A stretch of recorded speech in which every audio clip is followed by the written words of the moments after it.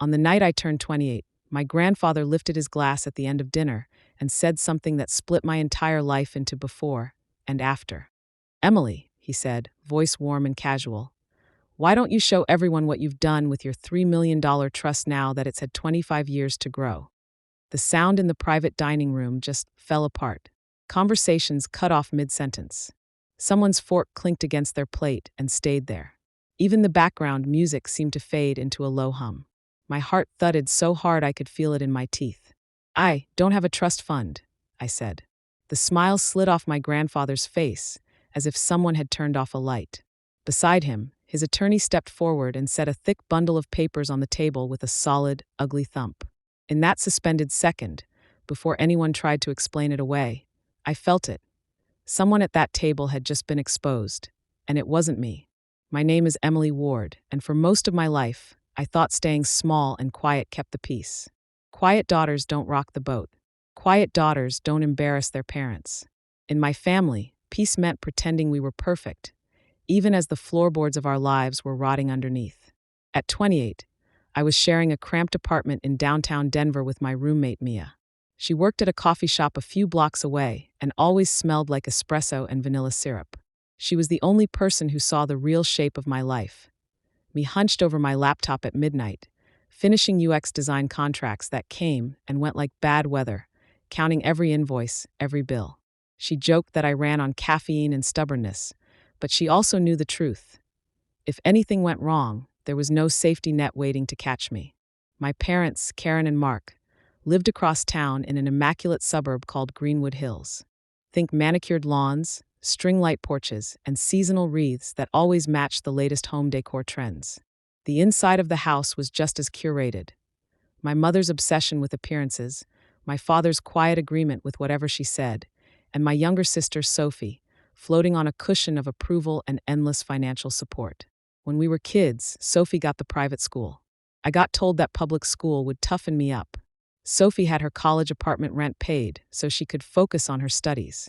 I was told that paying my own way would build character. I still remember calling my mom, panicked, when I couldn't sign my first lease because I didn't have enough credit history.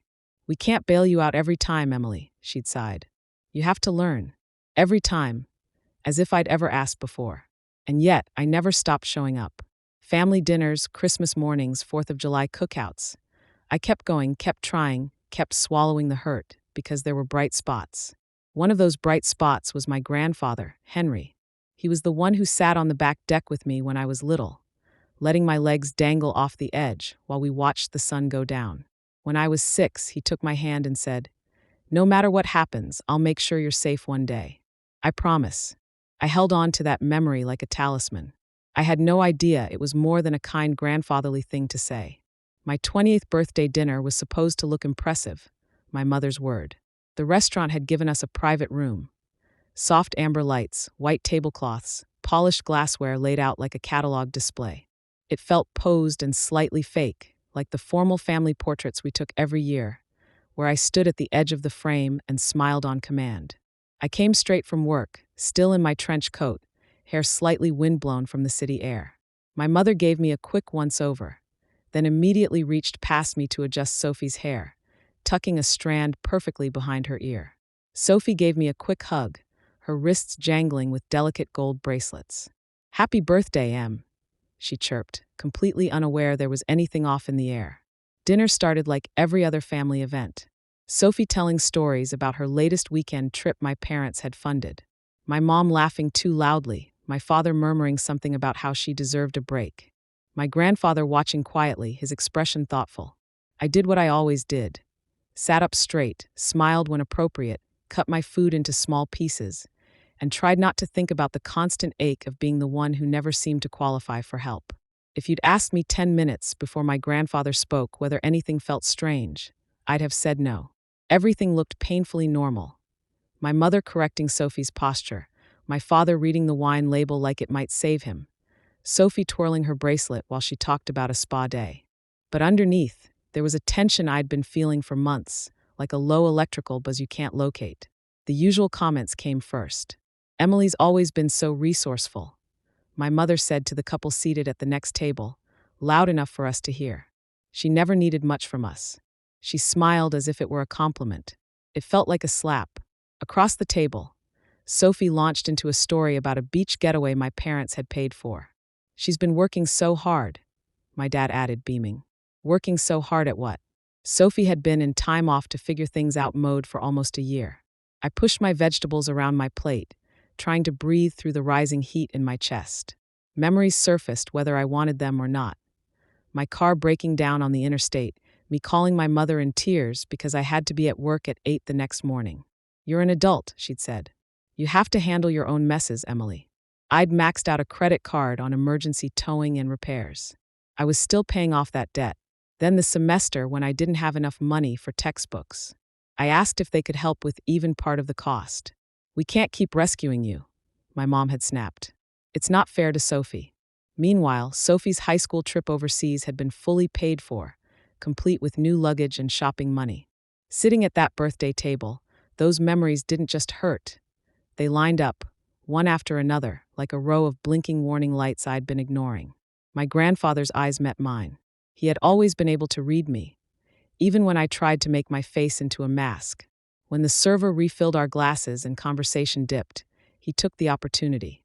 He lifted his wine, and then he asked about the trust. There was a beat where everyone assumed it was some kind of joke. Sophie giggled. My mother's expression glitch-switched from confusion to anger to bright, brittle cheer. Dad, she said, her voice high and false. You're going to confuse her. Emily must have misunderstood. She's always been preoccupied. As if I had somehow misplaced $3 million. My father's hand trembled as he lowered his glass. Sophie stopped giggling. I'm not confused, I said. I never knew about any trust fund. My grandfather no longer looked at anyone else. His gaze stayed on me. The account I opened for you when you were 3, he said slowly. It should have been available to you at 18. 18. I'd spent that birthday ringing up groceries at a supermarket, eating a discounted cake in the break room on my 10-minute break. The room felt like it was shrinking. I never saw a cent, I managed. Silence dropped over the table like heavy fabric. Sophie's smile vanished. My father's jaw tightened. My mother stared at me as if I'd deliberately ruined her evening. In that silence, something clicked into place in my mind. This wasn't just missing information. It was missing on purpose. The dinner didn't really end. It disintegrated. Chairs scraped back, voices rose. My mother insisted I was mistaken. My father mumbled something about talking later. My grandfather cut through it all. Emily, he said calmly, come to my office tomorrow morning. 10 o'clock. It wasn't a request. I left before dessert. The cold night air outside the restaurant slammed into my lungs, but I just kept walking, past groups of friends laughing on the sidewalk, past cars pulling up to the valet. I replayed the same 4 words over and over in my head. I don't have one. By the time I reached my car, my hands were shaking so badly I fumbled the keys. My phone buzzed. Mia, how was the big family dinner? I stared at the screen, my mind blank. After a long pause, I typed back. Can we talk when I get home? She called immediately. The moment I picked up, I didn't even have to explain. She could hear it in my breathing. Come home, she said softly. Whatever this is, we'll figure it out. But I knew already. This wasn't a small misunderstanding. This was 25 years of something being carefully erased.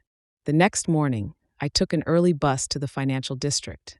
The city was still half asleep, sky a dull gray, traffic thin. My grandfather's office was on one of the upper floors of a glass building. Inside, everything was warm and quiet, the faint scent of wood polish and old paper in the air. He was already there, seated in a leather chair at the end of a long table, a folder resting on his knee. He didn't look furious. Somehow that was worse. He looked hurt. I set up a trust for you when you were 3, he said. $3 million. It was supposed to make sure you'd never have to stay in something unsafe or give up an opportunity because of money. You should have been told about it when you turned 18. My stomach dropped through the floor. Why didn't I know? My voice felt thin.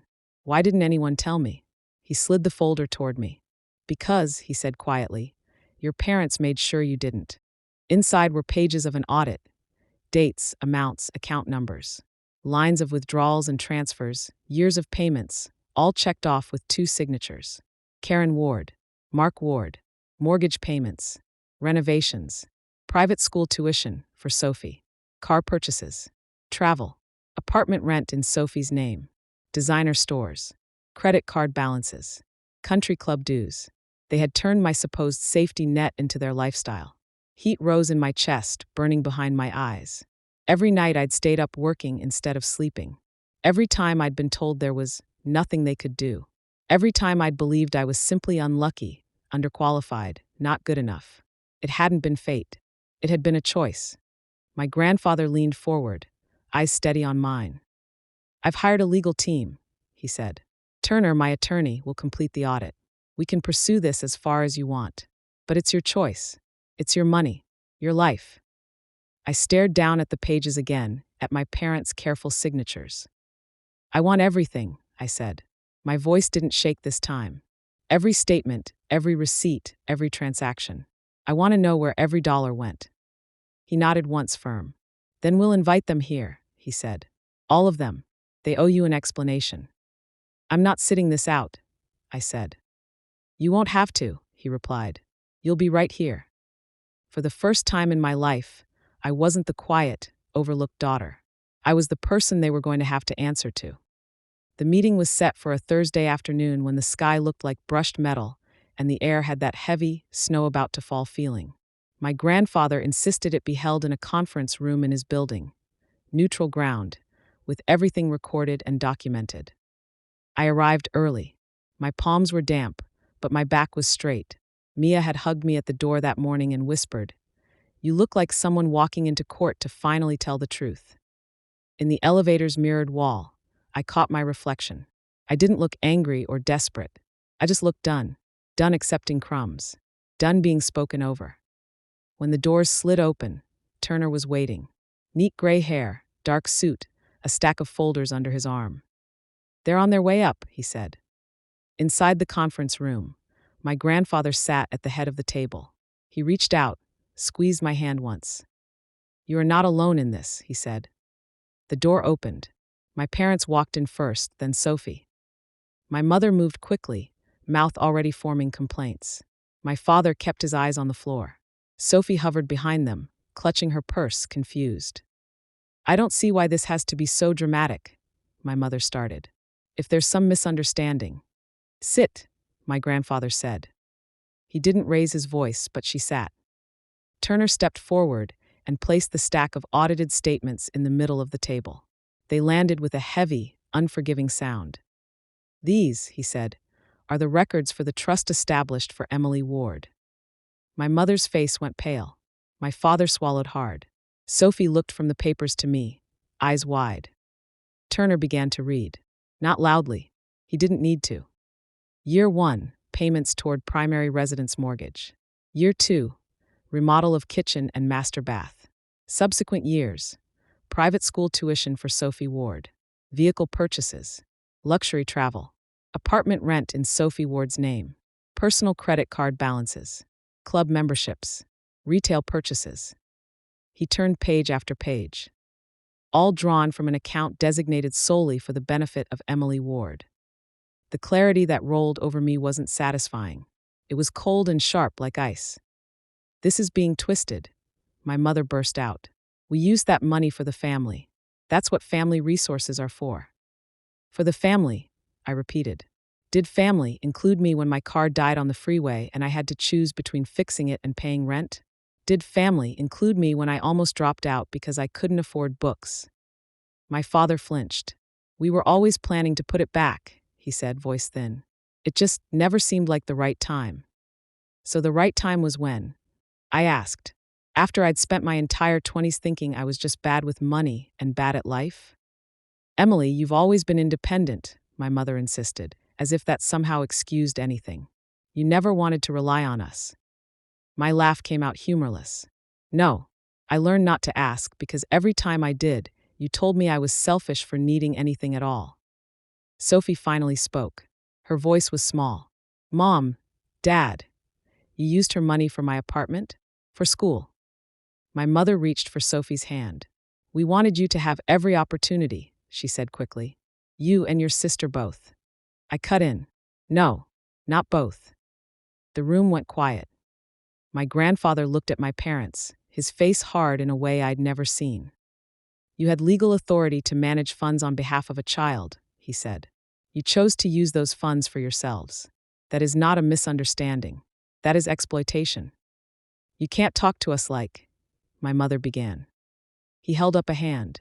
I can, and I am. Turner slid another set of documents across the table, this time toward me.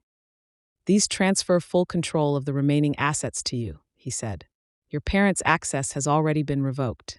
They will also be required to provide documentation for any additional accounts or purchases tied to these funds. If we discover more misuse, we will pursue civil action. My mother's composure cracked. Emily, if you sign that, we'll lose everything.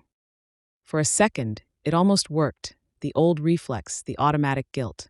Then I thought about every night I'd stayed up so late working I saw the sunrise. Every time my mother praised my resilience, while standing in a kitchen my money had remodeled.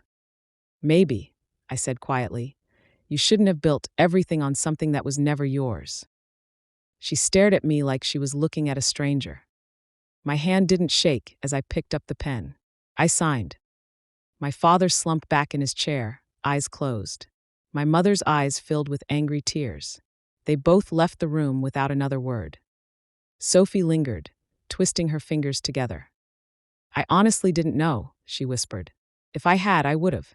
I don't know, but I wouldn't have wanted it. I believed her. Not completely, but enough. I know, I said. It wasn't forgiveness. It was a place to start. In the weeks that followed, the practical pieces fell into place. Turner finalized the transfer of what was left of the trust into an account under my name.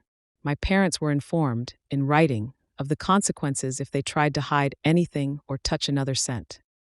I didn't feel triumphant. I felt raw. I found a small condo near the city park. Nothing extravagant, but mine, paid for with money that was finally where it belonged. My grandfather came to see it one afternoon. He ran his hand along the windowsill, looked around slowly, and nodded. This feels right, he said. You finally have the freedom you should have had 10 years ago. That night, lying on a mattress that had finally been delivered, I stared at the ceiling and let myself cry. Not just for the money, for the years of believing I was less important, for the version of me who thought she was just unlucky. I started taking walks by the water on weekends, letting the cold air sting my cheeks. For the first time, being alone didn't feel like punishment. It felt like space. I still talked to my grandfather. I still grab coffee with Sophie sometimes, slowly, carefully, figuring out what a relationship looks like when it isn't built on secrets. I keep my distance from my parents. I don't wish them harm, but I don't rush to fix what they broke either. I've learned something I wish I'd understood sooner. Being related to someone doesn't mean you owe them your silence. Protecting yourself isn't betrayal. Sometimes stepping away is the only way to stop letting people hurt you. If you've ever had to pull back from people who were supposed to protect you but didn't, I want you to hear this. You are not overreacting. Your boundaries are not selfish. Your story is not small. If anything in my story echoes something in yours, feel free to share it. You never know who might feel a little less alone because you spoke up. And if you want to hear more stories like this, you know where to find me next time.